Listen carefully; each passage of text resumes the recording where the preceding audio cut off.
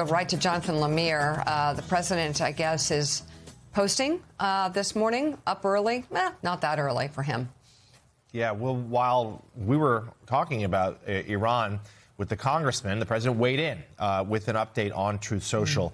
And David Rode, I'll give you a little bit of it here. He says the United States, he says, is in serious discussions with a, quote, new and more reasonable regime to end our military operations in Iran. He claims great progress being made. However, he goes on to say, if a deal is not reached shortly and the Strait of Hormuz is not immediately open for business, I'll read from this. He says, we will conclude our lovely, quote, stay in Iran by blowing up and completely obliterating all of their electrical plants, oil wells, Karg Island, maybe their desalination plants, and so on and so on. So it's an extraordinary threat here from the president. So two beats. One is, do we have any evidence that these are actually a new regime in place that are being more, and that these talks are going anywhere?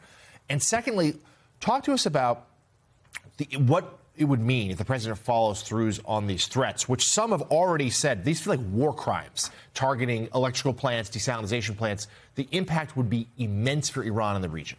So on the negotiations, and I talked to a Pakistani journalist, he's covered the region for a long time. This is not confirmed, but the key issue seems to be trying to open up the Straits of Hormuz. There is no agreement on that. The Iranians want some kind of joint control mechanism. I think they want money, these tolls to pay. And I think, in a way, that's this reparations that Iran has wanted. And the question is, who pays that? How does it work? But there's nowhere near a deal there. And then in terms of this tweet, it's shocking. It is a war crime to destroy all of a country's power plants. That's what Russia is doing in Ukraine. And then what's extraordinary also is to end possibly all desalination plants. That's water plants that this entire region relies on. The Iranians struck one desalination plant in the Gulf, and it sort of sparked panic because huge cities depend on those plants for water supply. So Tehran itself would have a problem if the U.S. did this. Riyadh would have to be evacuated. Dubai would have to be evacuated. This is a whole new level of warfare that he's talking about.